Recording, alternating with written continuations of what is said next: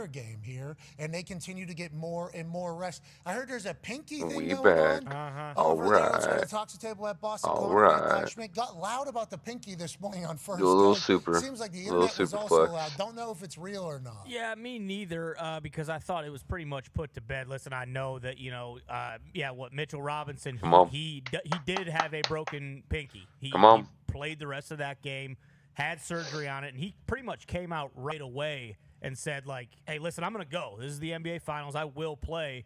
And then, yes, this morning the big narrative was this got better play. Stephen A. was pick number 8. And I think there was a time. I think we take that spot. There was maybe some questions on whether or not this pinky was going to take I think we do take a that massive spot. human who does very physical work out of a game in the finals because of a pinky. But then I think that kind of changed a little bit. But 10, I think 11, this Knicks 12, team more healthy than they've ever been in the playoffs. Or 12, We've got a chance to 11, see them obviously over the 10, last couple of years because not only 9, the Celtics 8, and them doing battle in the Eastern Conference, but also the Pacers and the Knicks have developed quite a little I love rivalry. that. We've got a chance to see them. They get tired. They just got tired. They didn't have enough players playing all season long. So whenever it got into the deep waters, they didn't have enough bodies to be able to keep up with Coach Carlisle and the Pacers, who keep the pace at a very high level, and they're trying to run your ass off the court. They got cramps, they got injuries, and literally that's how the Pacers beat the New York Knicks. Now, were they going to do the same thing to the Oklahoma City Thunder in the finals? We'll never know because Tyrese couldn't get a full Game 7 in after he tears his Achilles after already scoring 10 points. He probably would have 60 in that game and go down in history. But what I'm saying is for the Knicks, what a dream playoffs this has been for them because you're obviously always going to get injured. OG Anunoby had a hamstring there. Okay, don't worry about it. We're already up 2-0. Let's see if we can close this. We can. Oh, we got another week and a half for that hamstring to heal. If this is going long series and these are battles, OG's going to have to play through something. Maybe makes it even worse. He misses 3-4 important games. Now they're going to be completely fresh. Gibbs over Lamar. Pinky. Which Robinson over Lamar. This guy's gold, bro. That's a good point. That's a good point. Yeah, it's going to hurt if you're dunking. Got big hands, though. Long fingers, that almost makes up for it. Yeah, so maybe he does maybe he just decides to play a 9-ball, 9-finger game. Yeah.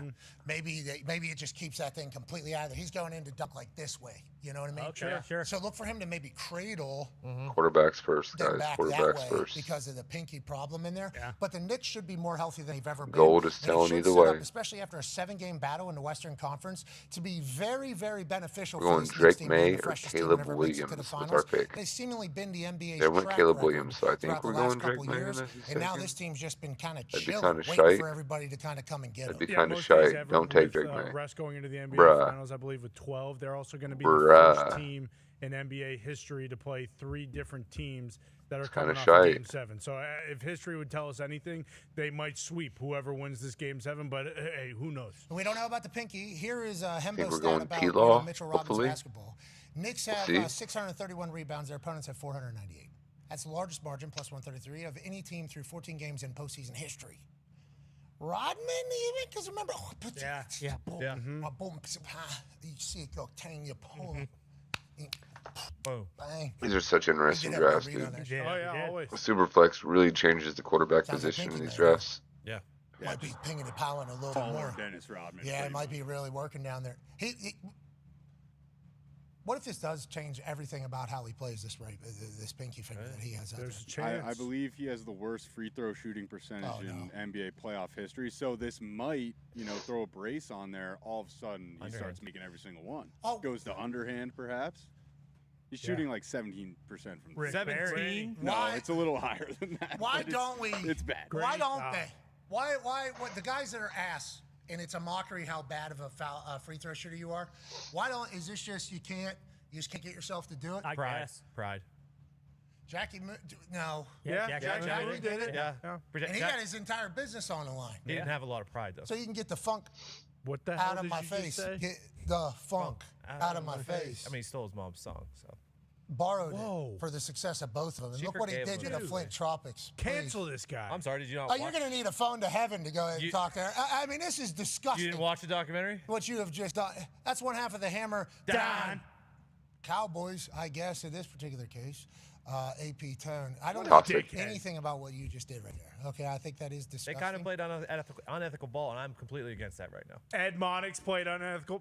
Just shut up. They invented the alley-oop, Tony. Which was kind of unethical. Invented the alley-oop, Tony. That's awesome. So we live in the now, not in the then. You can't take yourself back then and do the can do unethical whatever I hoops want. thing because it's not.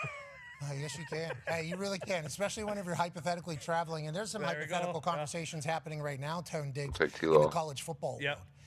I'll tell you what, these conference meetings don't normally produce anything. Normally, it's just a time to take photos for the upcoming season. Let's get some promos. Let's do some conversation. Let's go to the Big 12 with Coach McGuire, former high school football coaching legend in Texas, now the head coach of Texas Tech, obviously Big 12 champs. Also, the team who is changing the entire college football landscape with their NIL, had the number 2 overall pick this last draft. Texas Tech becoming a very real thing out of Big 12. This follows Sark talking about, of University of Texas Longhorn, Steve Sarkisian, talking about another team in their state that has a schedule that if their Texas's 3rd or 4th stringers was playing, it'd probably have a winning season against. And Coach McGuire said, all right. You talking to me? Shots fired. At the conference. You know, Sark, we played him. We got our butts kicked the last time we played him. We're 1-1 against Texas since I've been there. And I said, there's no way they're talking about us. Because Sark's a pretty tough guy. His teams are really tough. And I would think that if he was talking about us, that he would call us out. Like he wouldn't just say, you know, just kind of this comment of, well, there's another team in our state. And so I guess he was talking about us. So I've actually talked to Keith Patterson and I've talked to G.J. Kinney, and they're willing to take our games, and Abilene Christian will go to Texas State. We'll buy our contract out of Abilene Christian. I'm sure, because Texas has got a lot of money, they can buy their contract out. But I do know there's a lot of Red Raiders that will help them buy that contract out if they don't want to.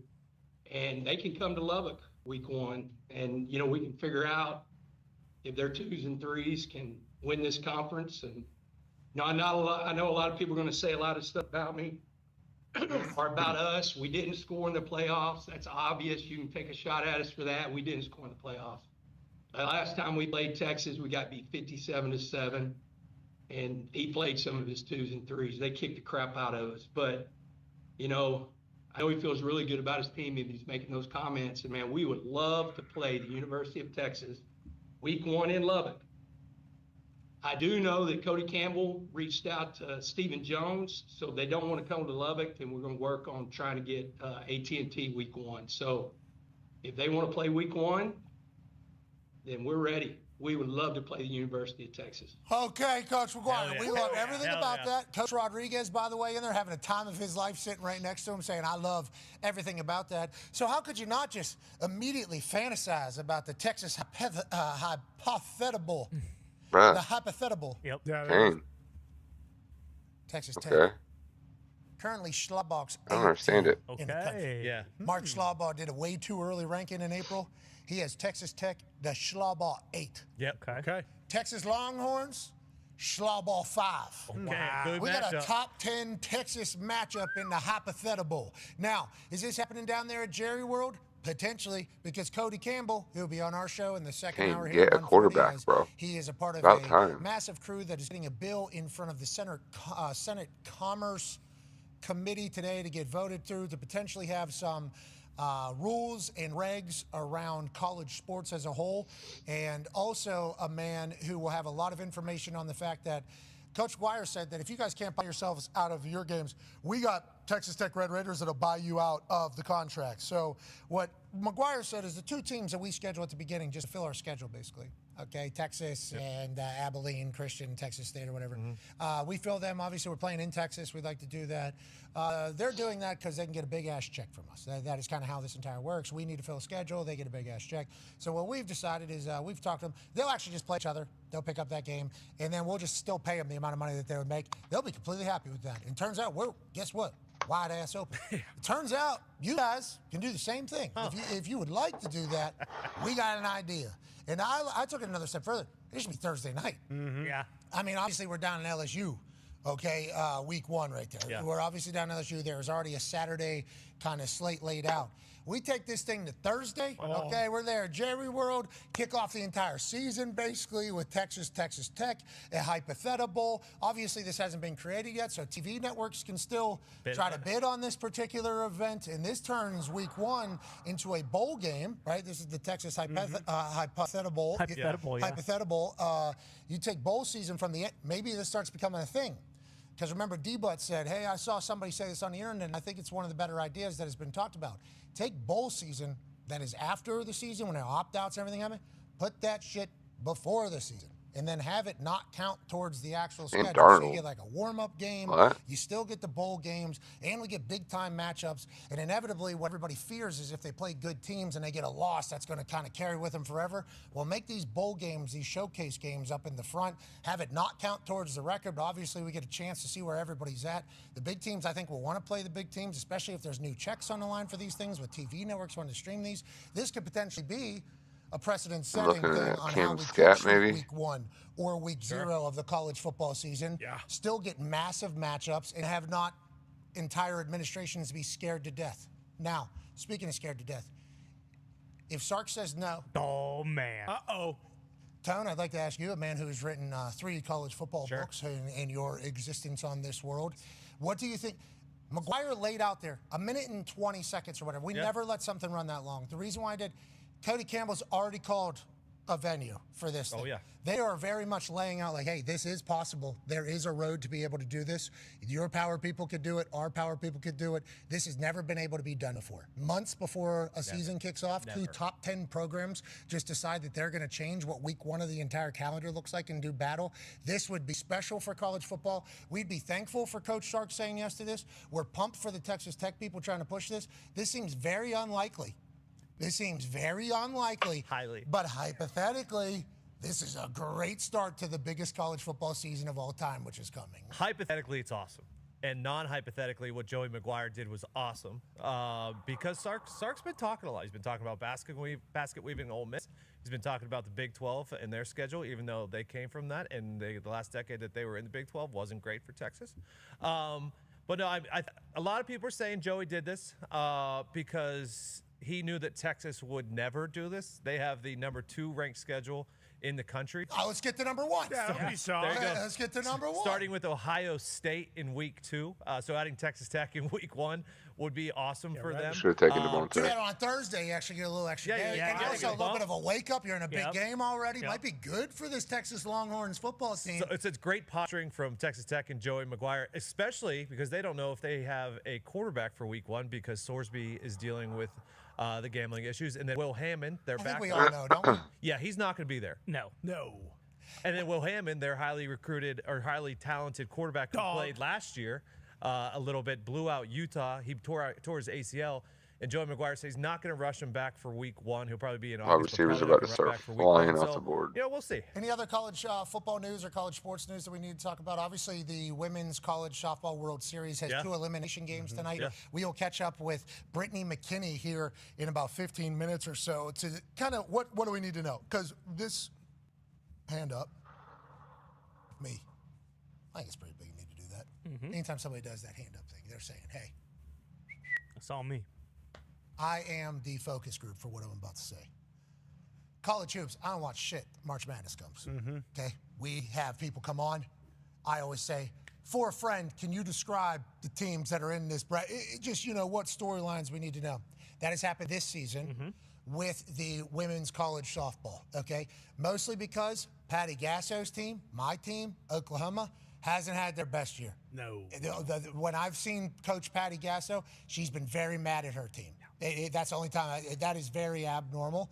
And I think that is a massive piece of the storyline, actually, for this year's World Series. Mississippi State knocks out Oklahoma. Oklahoma doesn't make the College World Series first time in 100 years, maybe, in this entire thing. Earth-shattering stuff. What will Brittany McKinney tell us about in 25 minutes or so? We shall see. But I usually know. This year, though, does anybody? No. Texas Tech might be in the middle of that one as well. Exactly. Yeah, exactly. And they're a great story. I mean, and those games are all entertaining. That is the thing. Even if you don't watch any of them, like walk-off home runs, bunch of strikeouts, and it's more than likely it's someone that you've never watched. So, yeah, I mean, if you have nothing to do, tuning into these games is a good proposition.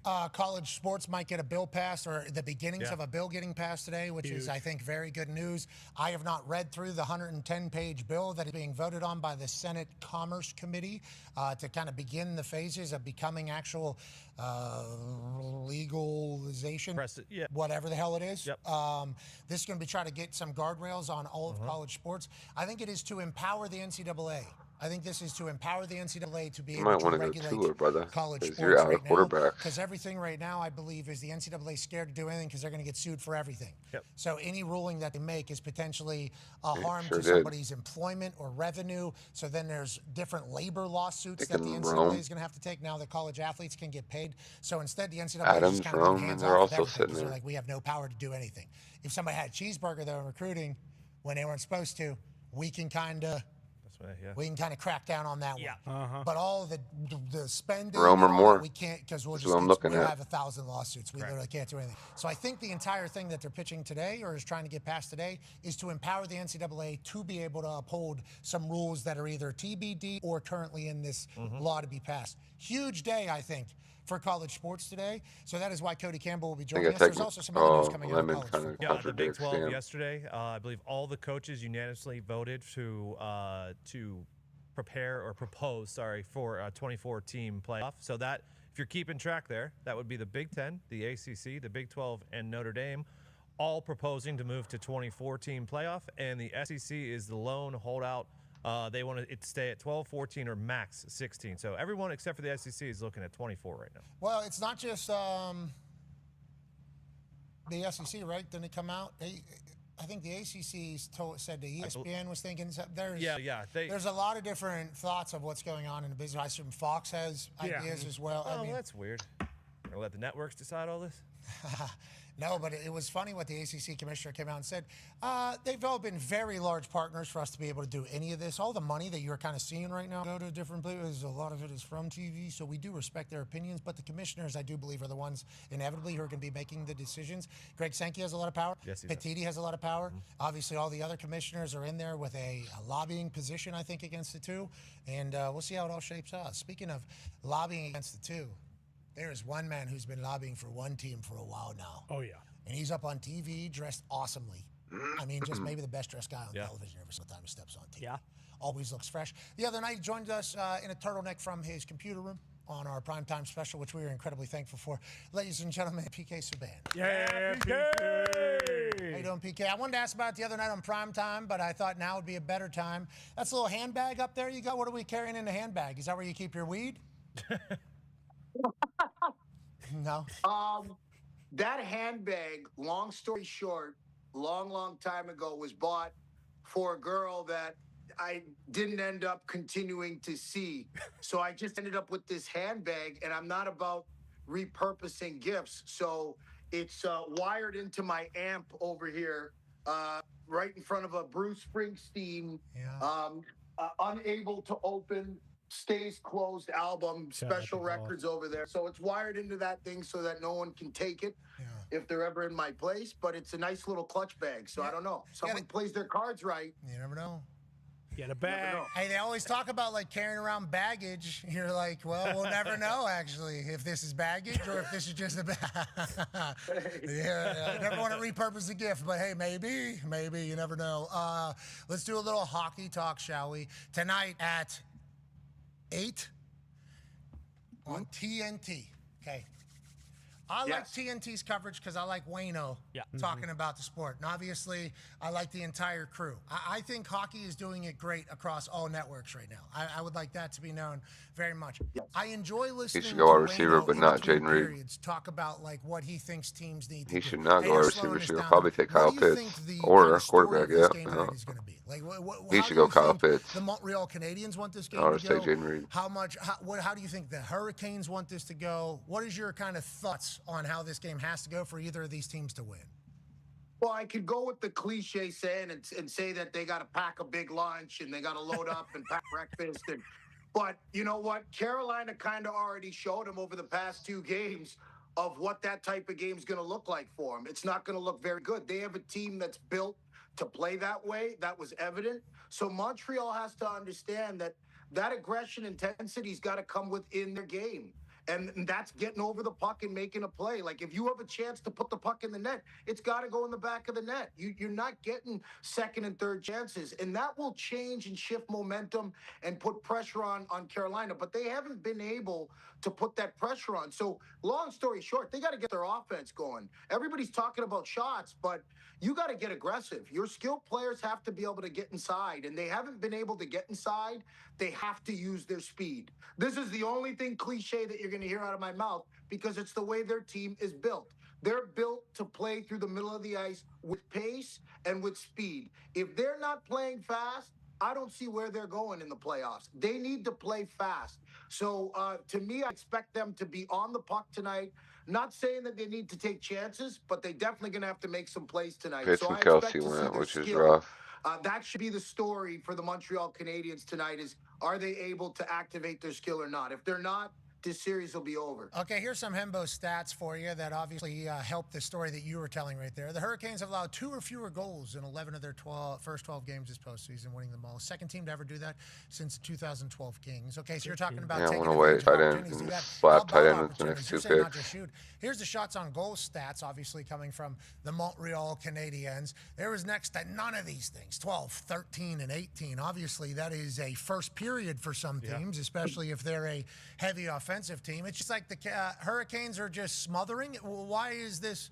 What is the style of defense in hockey that maybe doesn't get talked about enough that is this type of defense? Like, is every team trying to do this? Is this a style of hockey whenever you're not giving up a lot of shots? Or are they eating pucks? Like, why are the Hurricanes so much better seemingly on defense than others? There's nothing about the Carolina Hurricanes that tells me that they sit on their heels and play defense. They attack. They have come into this series and have attacked the Montreal Canadiens. They've attacked them on the So we're going forecheck. tight end and then tight end and possibly tight end. They've gone after them special teams. They've come after them wave after wave. It has been a hurricane. I was caught in the middle of the storm last game, and I had nothing to say. It was 3-0 over the first period, and it's all Carolina. They've put the pressure on. Since game one, maybe they had a little bit of rust, but I said it before. If Montreal couldn't execute in the early part of the series to put that pressure on Carolina to back them off, maybe lessen that forecheck, maybe make them think twice about having that F3 dip in, but they haven't been able to do that. So Carolina's just gotten more and more aggressive. They pounded the living crap out of Montreal the past 2 games. I'm watching this, and guys got to be hurting in that locker room. So it's been that type of series. It's a hockey series, and that's an element. You talk about the defense, Pat, but it's playoff hockey. This is big boy hockey, and Montreal, we saw it against Washington when they lost in the playoffs. When Carrier took take Mark Andrews here, brother. There's a little bit of that going on right now. Like, there's a physicality to this series that they're going to have to figure out whether they're going to beat with their skill and their discipline, or they're going to come out and start hitting Carolina, and somehow we're going to see 3 fights in the first period. I don't see that happening, so I think they have to do the first. You got to put your big boy pads on to win Lord Stanley Cup. Pack a big lunch? You do have to pack a big lunch. And big breakfast. A lot of grit and jam. And sandpaper. And no cement in the skates. No. Clear it out. No. We're following through. Yeah. Oh, yeah. I got to follow. Nail guns. Yeah, absolutely. Only. No squids. No squids. No. Yeah. Yeah. Got to hit him with your shoulder. Can't hit him with that. You got to hit him with your shoulder. That's how it works. What are you talking about? One of these? The shoulder. Shoulder to shoulder. It's one of these. What, is back of shoulder no good? No, back of the shoulder's no good. No, hitting the other person. We got to be even with them in front of them, or can you hit behind? What is the rules on hitting? I never even like to use my shoulder to hit. For me, you see a lot of guys, they get a lot of shoulder injuries. It's the safest way. If you keep your shoulder in tight, hitting a guy like that is fine. Looking at Hunter Henry. I like to hit with my hip. I always love to hit with my hip. Good hip check. I just love to throw that caboose out there. Bang.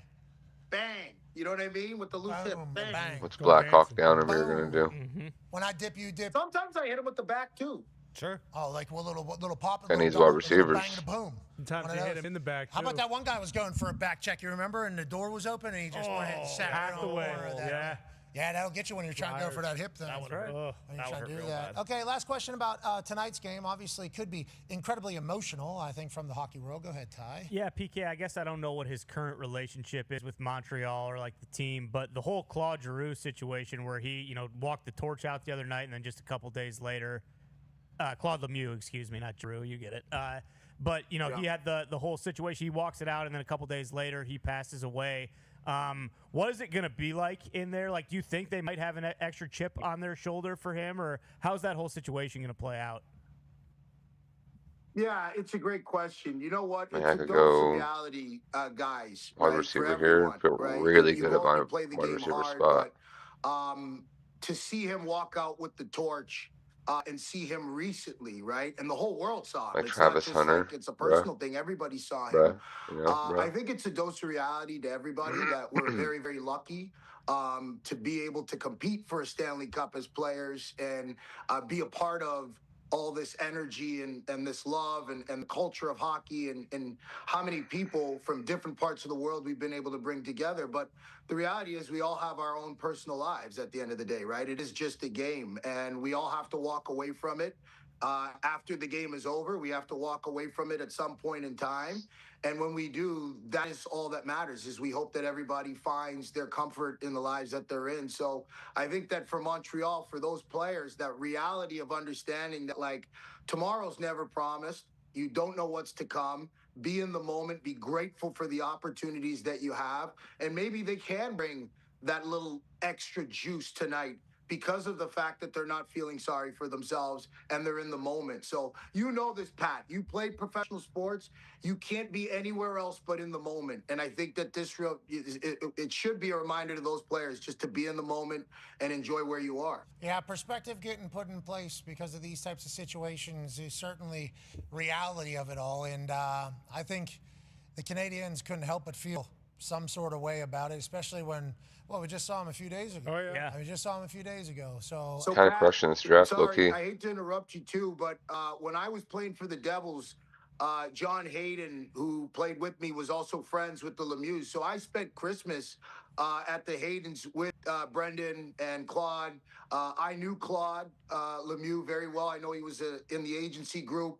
Kind of funny, many right? times during my career. If you look at it here, was a very, all very quarterbacks, nice man. I can 1, 2, 3, great things about him all and his running family and his backs, family. Like 4, I said, 5, 6, 7. I had the opportunity Wait a minute, to be 4, able to 5, spend Christmas 6, with them one year, and then just a special person, 7, 8, special 9, 10, people, 11, love them 12, very 13. much, I'm in shock Kind of like funny. everybody else. But you know, the one thing about the Like, hockey there's still world tight is you end see value so for my many last guys tight end. stepping up and talking about it.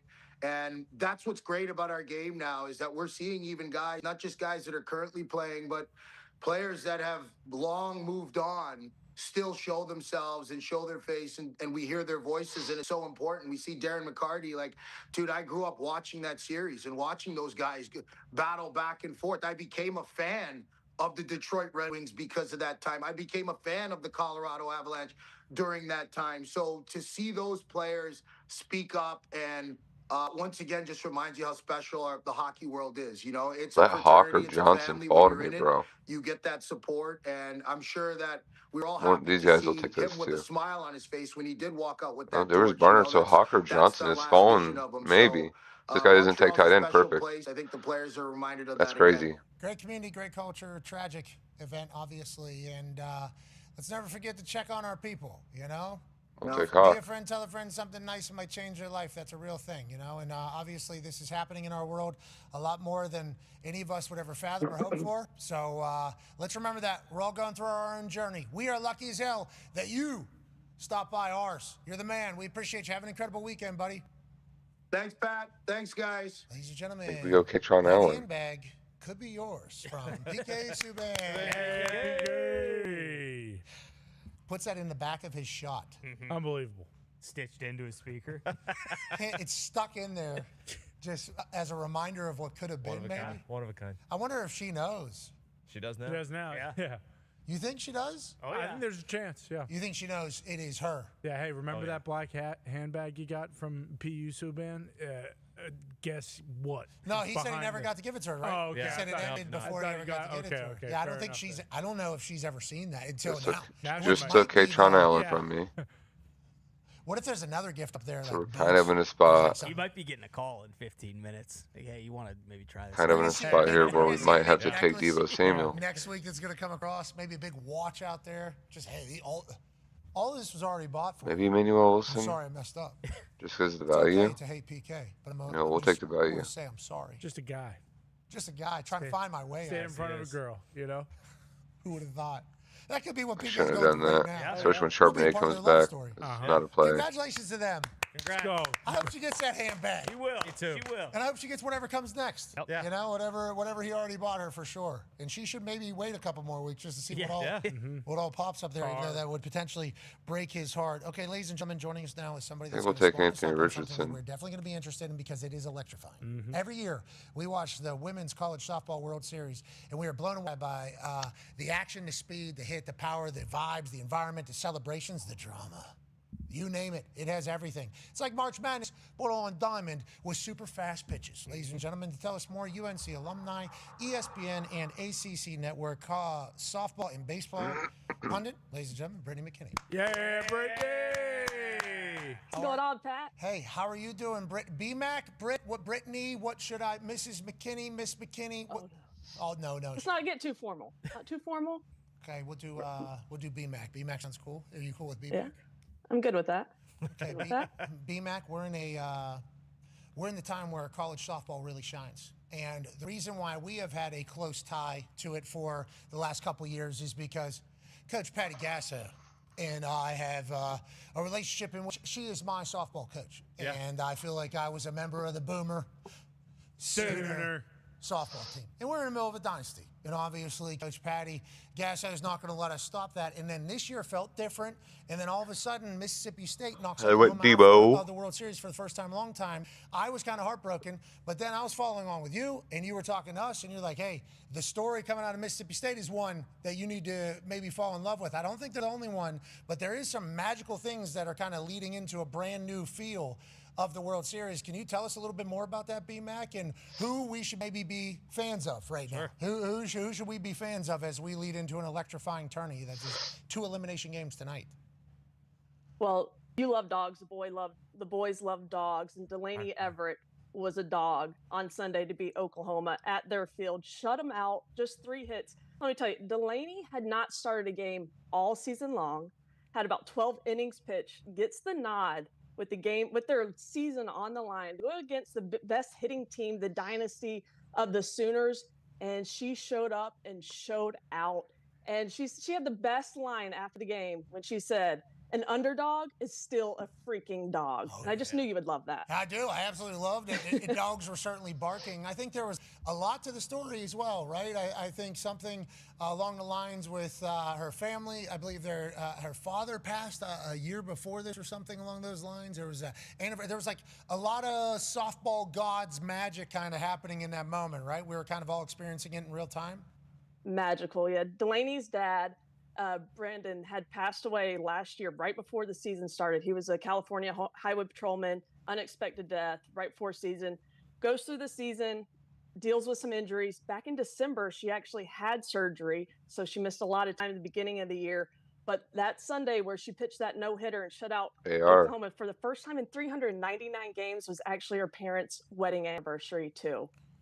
Beautiful stuff. See, that's the stuff that sports do, you know? Yep. Sports are great, right? Yeah, sports are the absolute greatest. Her and her friends, her and her teammates obviously get along very well. Incredible post-game interview as they go and celebrate the hell out of making history. All right, the boys have some questions about the rest of the World Series, what we need to look at. Go ahead, Con Man. Yeah, Brittany. I think Jordan Texas James, Tech, Malachi Fields. Them in football, and they got their own stuff going on. But they kind of were the first team that we realized was investing a lot of money. I believe Kennedy they brought over, gave her $1 million, and it paid off last year almost to the national championship. But is this going to be the year? Because Mississippi State, we saw yesterday, they mercy ruled them. And are they the team that we should probably keep an eye on here to run the table?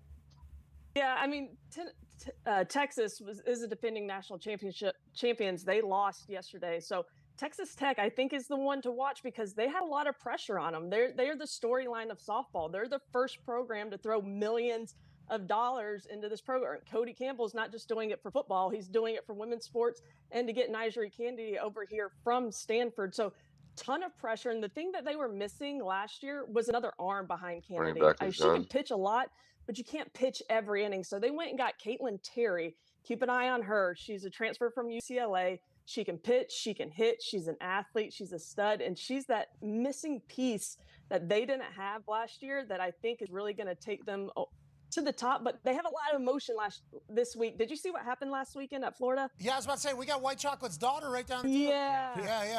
I'm a big fan of what's going on down there. I love the vibes, and I like Jay Will came out afterwards and said, they said some stuff, we said some stuff, this competition, I'm moving on, I'm a Gator, but, there's a lot that happened there, and he just kept it moving. We've been following along with Jay Will online, I believe, through this entire World Series. He's a dedicated dad. Oh, yeah. Hey, his daughter's the one, huh? We're 2-run homers going back into some heated grounds while it's all taking place. I think she's also a massive piece of this Texas Tech story too, right, B-Mac? Big time, big time. I mean, I'm not saying anything was intentional. I can't speak on that last week, but she got hit 5 times in that series. And when she didn't get hit and they left her over the plate, she had a two-run home run to take the lead at Florida. I mean, that was just kind of like answer that anybody could ever give when you're going back to your old school and they're chirping and you're chirping. And hey, she did it. She's a huge piece, plays second base, leads off for this team. And I think that extra emotion that they gained from last week really showed up in their first game yesterday. Okay, so can you tell me there? Obviously, I've had the opportunity to just get smoked by a pitcher there. Every time we zoom in on the pitch, there's like a little there's a little that spin right there. I think there's a riser ball, there's a dropper ball, there's an in ball, there's an out ball, there's a fastball. How many different pitches are there? How many different pitches are each pitcher pitching? And what is the expectation of like speeds that we should be seeing as we continue to go through the World Series here? So if you like velocity, Carlin Pickens, she pitches for Tennessee. She broke the record for 79 miles per hour pitch last season, and that's equivalent to about 111 in baseball. So that's really bringing it. Nyjah can throw over 70. Caitlin Terry's going to throw over 70. You're going to see a lot of hard throwers, and everybody's going to have their one pitch. Like Nyjah's going to be the rise ball, and Carlin Pickens from Tennessee is going to be the drop ball. But I think the best pitch that any of these pitchers can have is a changeup. The one that has the changeup, that's the changeup right there from Nyjah Kennedy. You saw the less spin. So when you're throwing 72, then you can bring it down to 59. It's going to really mess up hitters. So we'll look out for the pitcher that has the best changeup this week, too. Okay, I love that insight. Thank you for that. The riser. Definitely going Keon Coleman here while I'm for the last pick. Like, what do? Just swing high? They're like, no, you don't swing. Like the riser is you don't swing. You're never going to make contact with it. You're never going to make. It's just going to be a ball. So I guess it is going to be a ball basically every time, but you know where, because that thing is like literally coming in on a string to your bat, it looks like. Yeah. And then it just takes off to the sky. They could have got me 15 straight times with that one. 15 straight, I think I would have been hacking low at that thing. The movement is crazy. 79, you said, is 111. What's the distance? 8 running backs, brother. Holy shit. They do the math. Is that on the screen immediately? 79, 111? 79 is. Yeah, I don't think 111 is. I know they do that for like the Little League World Series and stuff like that, but I don't think I've 8 seen running it in, backs, brother. Women's 2 tight ends. You got a good tight end now. Give me that. B-Mac, you should be telling them to do that. That was a great Give stat. them that. That was a stat that's certainly eye-opening so we can understand what the hell's happening in front of us. Okay, let's talk about some big conference ball. Go ahead, Ty. Yeah, so we've talked about, Texas Tech with the NIL, but in every other sport, the Big Ten has kind of really started going full steam ahead with NIL, and they've won several national championships in a bunch of other sports. Right what now, are we doing next? Nebraska, Palmer's who over just had a halfway full. It was the Palm win last night, and then UCLA, who got beat, but Megan Grant, she hit 40 homers this year, and Palm's already full. Record. So, what do you see? Like, is the expectation that an SEC school is just going to win the title this year, or 7. can you see one of these Big Ten teams running maybe, back? Not a bad spot to be. I think we fall in the end over here by Henry I think the Big Ten and Brown. really shocked a lot of people this year. At Not UCLA, bad. coming from the Pac-12, the Pac-12, Pac-10 used Not a to bad be spot. the softball conference. So Big Ten getting UCLA over there is huge. They've won 12 national championships. Let's so check the on the old expectations fame over and the here. know-how to win a championship is there for UCLA, and they can hit. You mentioned it. Megan Grant is unbelievable. She hit her 41st home run last night. The team has over 200 home runs. So if their offense can keep up, right? It's incredible. But they just have to Beautiful score out. 10 runs because they only have one arm in the circle, Might really, put with some shorts Taylor on. Tinsley. But then Nebraska, man, they're complete. Do you remember Jordy Ball? Now Jordy Fromm. She was at Oklahoma, won the 2 national championships, then transferred back home to Nebraska. Yes. Big deal there. Yeah, she wanted to play at home. She's a two-way player, pitcher, hitter, just an absolute stud. And they have another pitcher, Alexis Jensen, who's a freshman, who's really picked up the load too to take that off of Jordy. So they are a complete team in the circle. I just think having more than one arm will take you further than just trying to out-hit people. Baseball, you're on the mound. Softball, you're in the circle. Let's talk about the circle. Because I think we saw Kennedy just the whole time. Yeah, she pitched every game. What is the normal Puka over Jamar? of pitchers? And Okay. should we expect to see the studs, basically? Gibbs over Robinson, then Puka over Jamar. So we have 2 ass backwards there have ones. To be some obvious inning limit stuff happening in softball? Because what you guys say, and I'm not saying you guys as, I don't want you to think this is broad paint brushing, whatever the case is, but softball people say, I think baseball people say, this is a natural movement, so it's better for your arm, right? Isn't that kind of what is normally said? This is like a more natural movement as opposed to this one? JT or McCaffrey? Is there limits, and how much should we be expecting out of these pitchers? Oh, shit. Yes, I've heard the whole natural movement thing. There's not a pitch limit. There's not you need so many days off. We got a lot of JT. We'll take a little Christian McCaffrey. They can, but I think the we got a lot of so JT. Much better now in our sport. We got to do some variety here. Home run records being broken. I mean, a home run I love seeing the running backs. No matter what, I'm getting one of those running backs, and that's fantastic. So the 7th spot. Is so much better that they're going to have to throw more than one arm.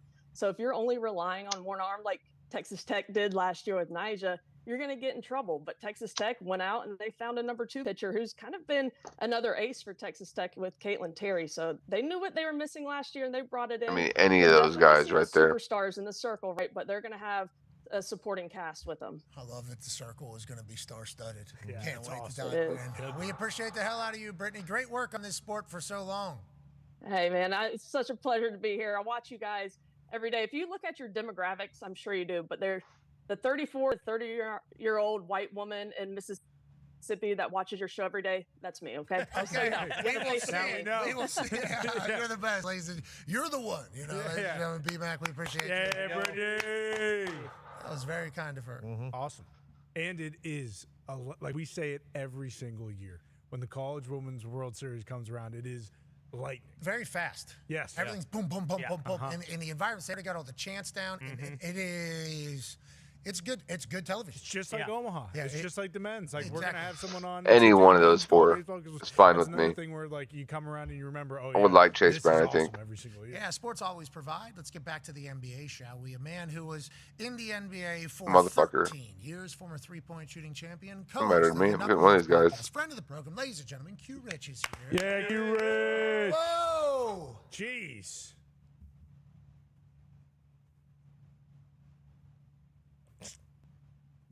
You're not feeling my green shirt? I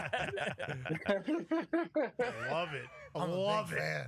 I'm a big fan of that. I'll tell you what, I didn't know you could wear a flashlight. You know, like I did not know that was, but you are glowing. Hey, this is a good feel-good Friday. Hey, isn't it? This guy's glowing on TV. Yeah, fantastic. Q Rich, we appreciate you. Yeah, Q Hey, Rich. we needed that, Q Rich. I needed, you know, the reason why today is a little bit different than some of these days coming off of an NBA playoff game. It was just an ass beating last night.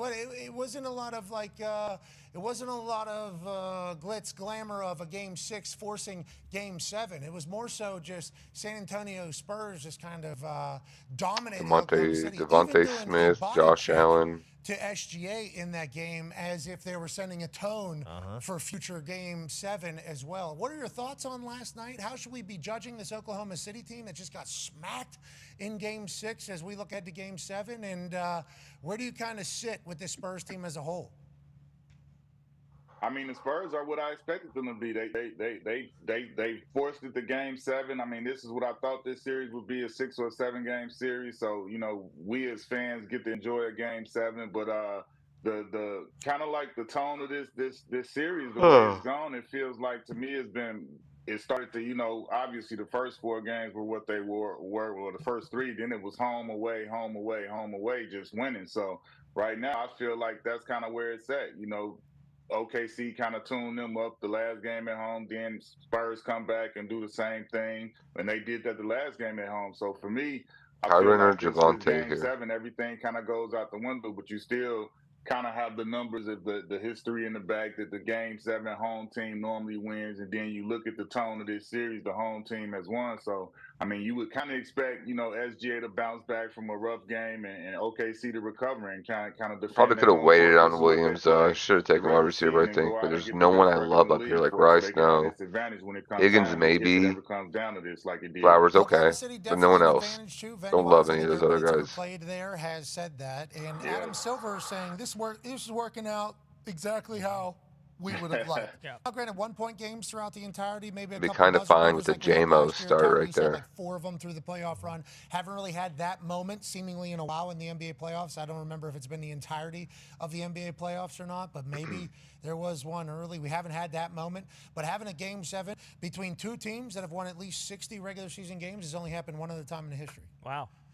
Saturday will mark the second game 7 in NBA history between teams that won 60 games or more. The 62-win Celtics beat the 62-win 76ers 91-90 in Game 7 of the 1981 Eastern Conference Finals. Congrats, Connor. Boom. Another victory. Yeah, that's the stat right there. That's the stat. Yeah, there's a stat about, hey, 60-plus wins is not an easy thing to do. So if 2 teams are doing that in the same conference and they collide, this thing's probably going to go ahead and get after it. Congrats to both these teams having an incredible season. Congrats to the Knicks getting another, what, just with 3 days? Yeah. Is this another 3-day wait at least added on to the end of it? What are your... Robinson get to get that pinky right. He get to get a couple more days to, heal that thing up. So that's good for them. OG had a hamstring they were able to heal up. Jalen Brunson not running up and down the court every single night for 7 games obviously helps them. Mitchell Robinson's right pinky hopefully will get healed up in a good way. Coach Brown will be able to get refreshed and watch film on both these guys to figure out how to do it. It feels like for basketball, and we were kind of wondering if it was rest or rust with them a couple times, but with the basketball, more specifically the Knicks team, they are using this just strictly to get health and fresh and everything. And it's almost like they've played their best games coming off these long layoffs as if they were eager to get back on the court. How do you feel about the Knicks and with the Oklahoma City Thunder or the San Antonio Spurs, who are both favored by DraftKings in hypothetical series if they were to get there? Does the Knicks team, just because of how hot they've been, have a chance to win? Or is there a matchup that really tells the story of, the Knicks can certainly beat either of the Western Conference teams? No, I think the key thing that happened for the Knicks, man, is when they had that moment in the Adams more or Rome, honestly. Switched and started playing kind of through Adams more or Rome. I wouldn't mind any of those 3 right here. There's Adams. Because obviously he still can get the ball and do his thing whenever, but I think him coming off the ball is there's more. Come on, man, you motherfuckers. Against him being ISO ball, so I think that's opened him up. Obviously, Mikal Bridges. You need running back. You need running back. Don't take my receivers, pricks. Is really like his name is he's the heart of the team, and I feel like the big guys need running back. So I mean, all things they clicked well. They clicked at the right time. Take my receiver. I mean, this stretch that they're running on and winning in this way, it's not. I sense it. I don't like it. Sometimes you see in the regular season where teams go on. Don't take my receiver. Hit it at the right time in the playoffs. So for me, OKC or the Spurs, I don't think it. How we started the playoffs thinking that hey, it's kind of like the West or whatever. I think we're going quarterback really next. I think the Knicks Caleb Williams have maybe chance and with either one of the teams, and it's just going to depend on how they come out. Because like Caleb Williams or Drake May, they've learned from that Philadelphia series when they swept them and then they had to wait on Cleveland. I think they preparing different with this time off because they learned that they came out kind of flat. And there go the quarterbacks. Able to recover, but no shot, bro. Some things from that, and I think they're gonna try and safeguard against the the cobwebs or the rust, as they would say, from this layoff they had. Man, don't do it, JS. Forever. Oh, yeah. Made men. They're gonna be made. They kind of made already, but if they as long as Black doesn't steal, we're good. Statues on top of Madison Square Garden. That is the things that they're talking about over there. They've been desperate for it, for sure. Okay, let's talk about the state of ball, ethical hoops, unethical hoops. Go ahead, Con Man. Yeah, Q Rich. We talked to Tyrese Halliburton, and he kind of mentioned how players are in fact being taught, drawing fouls and the whole flop conversation and all that. And then Chris Paul yesterday kind of referenced Chauncey Billups being one of the guys that, you were kind of taught or learned how to extend the arms in order to kind of create more area for fouls to be had. Now, I know where you stand on this in that all the guys, do it, and the top scorers always get the calls and stuff like that. There's some footage that would argue that, but I don't want to hear about that. What did you think about the take of, yes, there are kids now growing up kind of learning how to do that in a more efficient way, and that basketball heading towards that way?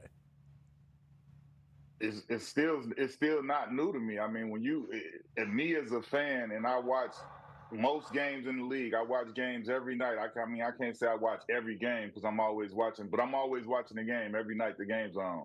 And you can look through the game. Everybody tries to do it. Everybody. You can legitimately, you can go, they got YouTube now. You can go on YouTube or the guys that's clippers in the world now that do this. You can make a highlight clip of any player who plays significant minutes trying to sell a call or trying to sell a foul. You can do it. I don't care who they are. Any player, they will be caught if you do it. Everybody has tried to do it. The only difference is some are better than others. And I guess if we want to say that means SGA is the best at it. And not only is he the best at that, he's the best at scoring. He's the best he's been the best guy at offense, period, the last two. He's been the most valuable player 2 years running. So I think it's getting a little more highlight from him because they team kicking everybody ass and they hate it. So, I mean, that's pretty simple. You take Drake May, bro. They are 11th in the league in free throws in the playoffs. So, what are we talking about? They don't lead the league. He didn't Y'all lead let the Drake league May in trickle. I'm taking him. In in free throw attempts. So, what are we talking The disrespect. about? Yeah, he gets highlighted because you want to hate on him because they killing everybody. Well, people want to throw rocks at things that glow or shine. Like right now, you walk your ass outside, I think there'll be 10 kids. Just start throwing shit at that shirt of yours. But you're right. It being spotlighted and it being the MVP of the league and people seeing it, I think does bring much more attention to it.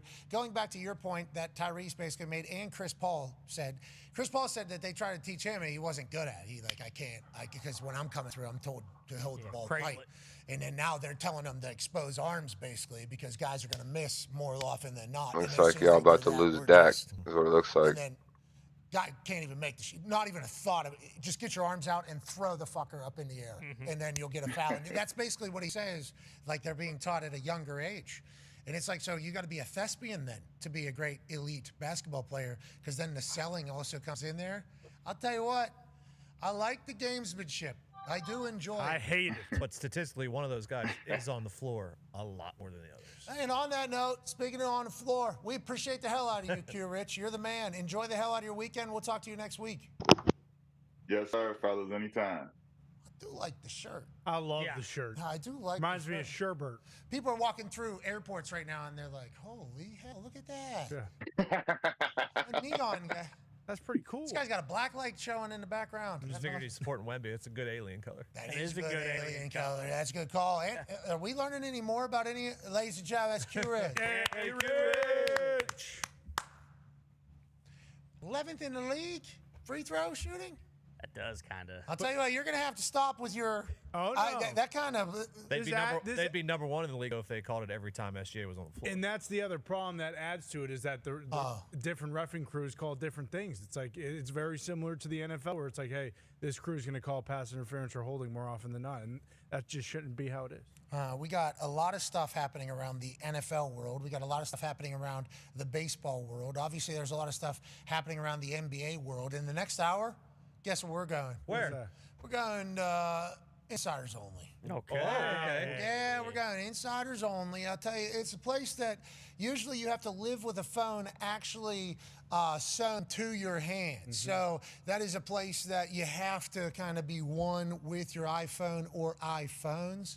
But yeah, if you look in the corner there on the bar, it says Access Information Advantage. And that's what it's all about at Insiders Only. We'll have Jet, Shams, and Schefter joining us, basically wrapping up a week of their perspective sports, which are obviously having massive things happening in them. And we'll kind of break it all down as we go inside the Insiders Club. Getting it in. Like that. We'll also have Cody Campbell joining us. Okay. AJ Hawk. Okay. We're going to do some sports. Okay. And then we're going to go into the greatest weekend of all time. Now, am I saying it because it's the next weekend of all time? Yeah. Yes. But that's the mindset that needs to be. There's an opportunity this weekend to have the greatest weekend of all time. Let's remember that. Next hour, we're going to launch into it in a beautiful fashion. Does that sound good? That sounds great. Does that sound like a deal? Yeah. Sounds like a deal. We'll keep our end of the deal if you will keep up your end of the deal. We'll see you on the other side. Be a friend, tell a friend something nice.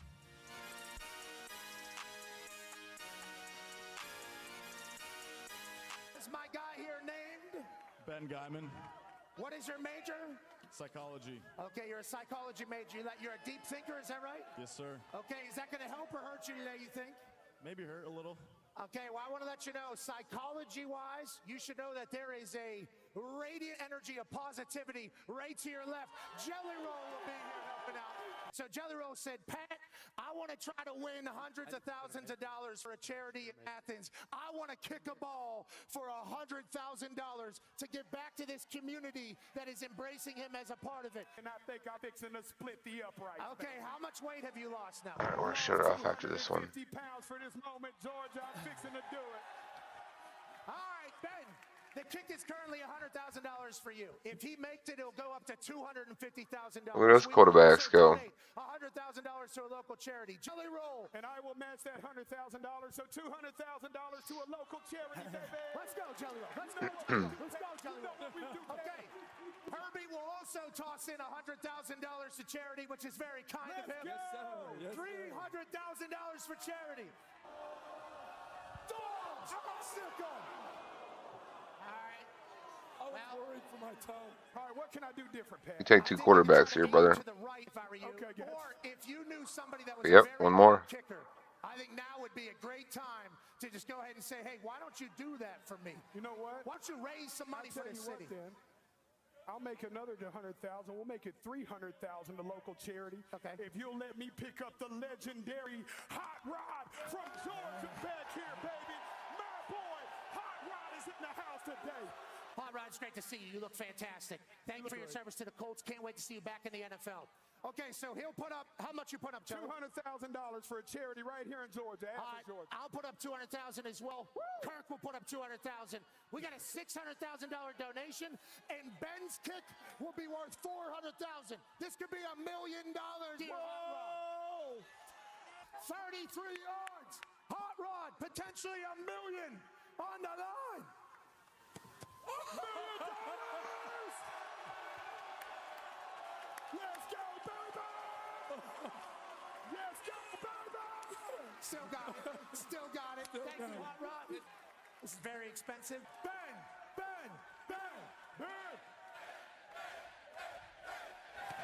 Oh! Back to you, Luis! Back to you, Luis! During commercial break, there's no way we were going to be able to get out of that lawn out there without giving him another shot. $100,000 bucks, he knocks it through. Pump for Ben. Thankful for Hot Rod. The following program is a collection of stooges talking about happenings in the sports world. It is meant to be comedic informative. The opinions expressed on this show do not necessarily reflect the beliefs of their peers, their boss, or ESPN. There may be some cuss words because that's how humans in the real world talk. If you are young, please seek permission before watching any further.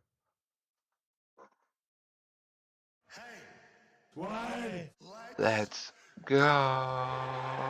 This show stinks, and the fact that you listen, you're very, very thankful for. McAfee on the line with a gorgeous assist. The all-time leading tackler for the Green Bay Packers.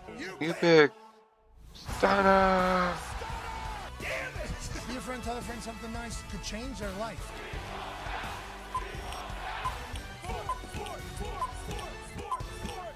Hello, beautiful people, and welcome back to our humble abode, the Thunderdome, on this magical Feel-Good Friday, May 29, 2026. This sports program, Hour 2, begins now.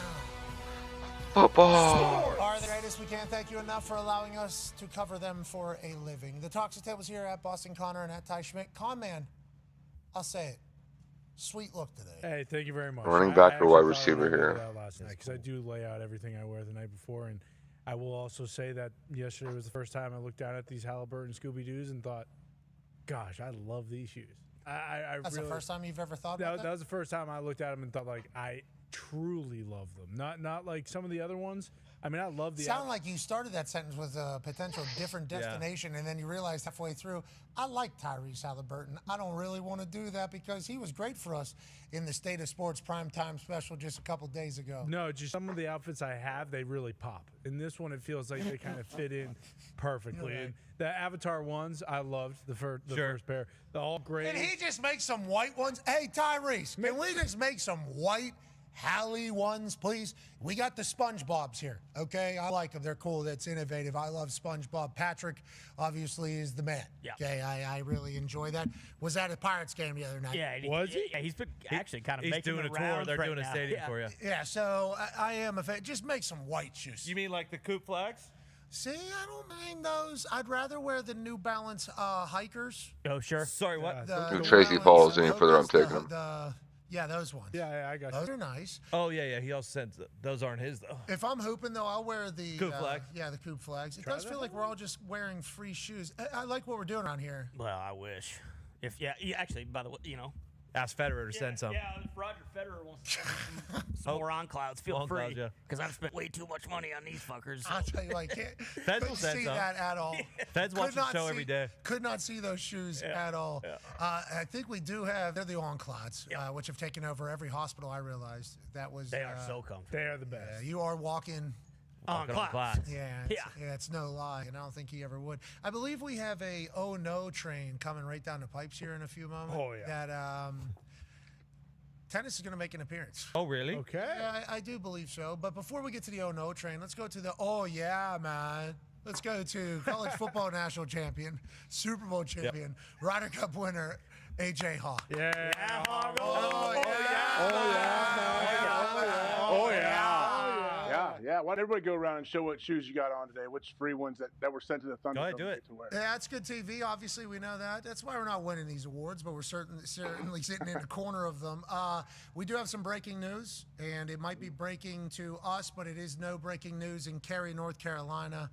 Ladies and gentlemen, as expected, the Gene Fit FC team has survived and advanced the knockout round of 32. Wow. Let's go, boys. Wow, boys. They got a big win over TMT Chicago. 2 in a row. Yeah, 2 wins. Obviously, they Huge, had to play the same team twice in back-to-back days. This massive soccer tournament, much like the basketball tournament for $1 million grand prize for the teams, has been happening in Cary for a few years now, 5 years, I believe. It is awesome. There is a lot of great players, great teams, great vibes, great competition. Some, because soccer is a petty drama community. Sure. There is some drama and some controversy, but it's also a magical event. And Gene Fit FC, we know a lot of the players that are number 20. There's Jeff. I believe there's a Saucy Sanchez on the team this year. Yep. Obviously, Meat and the boys are still Black there. Boots. Zach, Mario, yes, the entire team still doing it. Breck Shea might make an appearance obviously. later. Gordy Gorson's coaching alongside Stammer. Derek Stammer. Yeah. So it's a Concava Foundation, but Gene Fit. Boston or Samuel, I think. Foss, obviously not able to play. Not able to play this year, even though he trained for 7-8 months for this. And Coach Gumps is on the first thing smoking out here today. Because they won the game, so that means Coach Gumps is going to get back into being a gaffer. I don't know if now's the time though, because the lads seemingly may have found some chemistry stuff maybe today. Stammer's tactics so far have been. Them having an 11:30 game with what we know about that Gene Fit team. Yeah. That was TST really testing this team. Mm-hmm. That might have been their biggest challenge, just the alarm clock. Because after a huge undefeated pool play, we know what those arena boys were. Oh, my Boy, God. oh, boy. In- A lot of sweat in game one. Yeah, I would say. Those assume they guys never were went to in the bed. pool last night at the hotel, well past when it was closed, drinking beers, jacking around, probably until 5, 6 in the morning. I think they were probably, I don't know if they got into the pool. They were certainly sitting around it. I assume there was some cigars smoked. Sure. Maybe Chicken like, fights. Maybe like 100 cigars smoked. Okay. But maybe the most amount of cigars that I've ever seen. Actual cigars? Or? Yeah. Kind. They look like them for sure. The most I've ever seen, okay, in one sitting. Almost to the point where you're like, this is kind of a waste at this point, isn't it? Absolutely not. And then and then wake up and get running all over the place. Mm-hmm. The Arena League boys, okay, it has been an honor to get to know this creature, okay, this human and what they are. They love soccer. And if these guys get a chance to win the TST as a whole, I will be so incredibly happy for them. I will be so pumped for Meat. I'll be pumped for everybody. And hopefully they're able to keep it together, boys. That is. Come on, Go stick on, together, boys. How many more wins do we need? So next would be 16, right? And then 8, and then 4, and then, so 4. Oh, that's a lot of games. I think they're there until next month. Yeah. Okay. If they win it all. You know, it is a long week down there. But they had a home run derby last night at TST. Did you see this, AJ? I did see a little bit of it. That's been fun. Yeah, Carly Lloyd. Here's a little highlight that certainly needs to be showcased. Carly Lloyd, former U.S. Women's National Team superstar, New Jersey, I believe, is the state in which he calls home. She participated in Emmett Johnson would be a great handcuff for Kenny Walker. And we'll go Jordan James to handcuff Christian McCaffrey for the last 2 running backs. Blasted into the woods. Good idea with the home run derby. Carly Lloyd, 5 years ago, maybe, I forget how got long, Caleb, was going to so maybe a Xavier Thomas. Because she had such a strong leg in soccer. And Keon Coleman over there. We'll see what happens here. Oh, shit. To be able to take it in a fashion, to be able to make it in the NFL. You have to get it up very quickly. It There's has to go Emmett. very far. Everything has to do that. Carly Lloyd, I think, known for having a very Jordan strong James leg, is right there. especially in women's soccer. May have to go So her Jordan hitting James home right runs here. Last night, while pregnant, Carly, hell yeah. Hey, hell yeah. But it's not just Carly. A lot of former national team players are down there in Cary. Wrexham, I believe Wrexham, right? She's from Wrexham, right? Yeah, Wrexham woman won the home run derby as she hit him last night. So it was, it's a cool soccer celebration down there that they got going on. I think they should be incredibly proud of themselves. But I would like the Gene Fit boys to win one. Yeah, I would like the Concava boys to win one. You don't like Saucy Sanchez. This guy's been scoring goals all over the place. I just don't like that these boys forgot kind of where they came from. They did not. They did not. They're basically spitting in your face. No, they are not at all. Especially the Mopovich guy. What's that? Excuse me? Meet Mopovich. Meet Mopovich? Majakovic. Stefan Majakovic. Just spitting in your face. No, he's not. Yeah. He's honoring the team. He's honoring gumption. Hey, I think these boys are carrying Concava with pride. Don't you think, Gumpy, the host of the Concava podcast? Yeah, they're battling down there. They went down 1-0 again today. They've come back in all these games, so they're battle tested. I like what I'm seeing. 11:30 a.m. Yeah, I don't know what they expect out of these guys. Honestly, what do you? And also, I believe new dads, a couple of them. So this might be the first time that they've gotten a chance to get out of. Also, it wasn't on the video there, but the announcer was saying. I think after they scored, Breck Shea might have fought a guy on one of the other teams during the celebration. So you're acting like they forgot about their Concava ties? Still bringing it. Listen, vibes are high. I love Breck Shea. I'll never say anything bad about that guy. I do love Breck Shea. And I love Cool. Jeff Cameron as Multiple well. goals already. All the rest of them. Black boots. Black boots. I do love black boots. Breck Shea is kind of in his bag right now. Okay, everybody that's tuning in at 1 o'clock Eastern, A block. They're gone TST already. conversation in Cary, North Carolina. Okay, obviously what we love to do at the end of each week, sports week, is we like to recap the week of sports in our own way. You know, everybody has the highlights. Everybody has the top 10. Keon Coleman, Xavier Thomas. Lock it up. The no train for things that suck. And things that are good, we like to say that they are things that are not ass at all. Ladies and gentlemen, welcome to 5 Things That Aren't Ass. Yeah. Ladies and gentlemen, with OTAs happening and football players getting back on the field together, there's highlights in abundance. Let's go down to Tampa Bay. Emeka Egbuka. Last year, beginning of the season, first half of the season, he was leading everybody in everything. The rookie wide receiver out of Ohio State was going to potentially be the next one. Then, obviously, Tampa Bay kind of falls off at the end there. Now he's all the way back. Is he wearing just tights underneath? And on that note, what an insane grab, AJ. I love that we're back to highlight football catches. And obviously, this matters. This helps win a Super Bowl. That's right.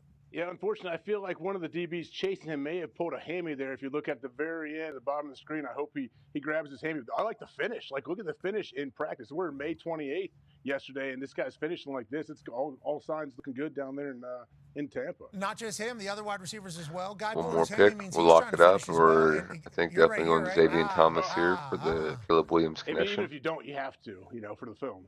Probably so hot down there. You think that linebacker finished the chase, or you think he kind of gave up? No, it looks like everybody's running down there. Boys are hustling. Hey, I'll tell you. They are moving. I like what we're seeing. Solid draft. I'll tell you what. All around. Kind of waited it wide receiver. Nice made it block work right in the there as end. well. We got Williams, Odunze, Pearsall, Pittman, Samuel, Coleman. We're going to top it off with Thomas. So the next Not one, ass. to TST, ladies and gentlemen. We were just Waited a long time at tight end, but still made it work, I think, as well. Team superstar. Also, kind of crushed it, a man who played for Inter Miami, pre-Leo Messi. Also in Dallas. Spin. Yeah. Come on. I was in Target. Sorry. And he will fight you. Yeah, no matter how old he gets. He's obviously incredibly cool looking, phenomenal at soccer. Been training with Mike Barwis, formerly of West Virginia and Michigan, now with Barwis Gym. I'm in the best shape of his life, he was quoted saying. And doesn't mind if he does a spin move, whoop-de-woo, top ends, how you do. And that is not get him to knocked tie it up, up in Target time. Gene Fit FC would go on to win when Saucy Sanchez would sneak one home. Now, Gene Fit has advanced to the round of 16 in TST. We will certainly follow along with their story. Now, let's go to Brewers reliever. Uribe. Yeah, there you go. Strike! ABS challenge from the batter. Uribe doesn't like it, says, hey, how about this to the Cardinals' entire dugout? Suck it, dude. Suck it. Big old lipper in there. He's very confident, obviously. The tip of the tip is on the tip of the tip. It does not matter. That's a strike. And that is what we like to call not ass. Because this could have went very bad for Uribe after telling an entire team and an organization to suck it and then being completely wrong. AJ, I like when it works out like Make this. this last pick right here. Because it It seems says like we're the done. sports gods really never let this type of thing Bang. happen. Yeah, I just Done. want to know for you. We're calling it right here, ladies and gents. Gotta go up to watching.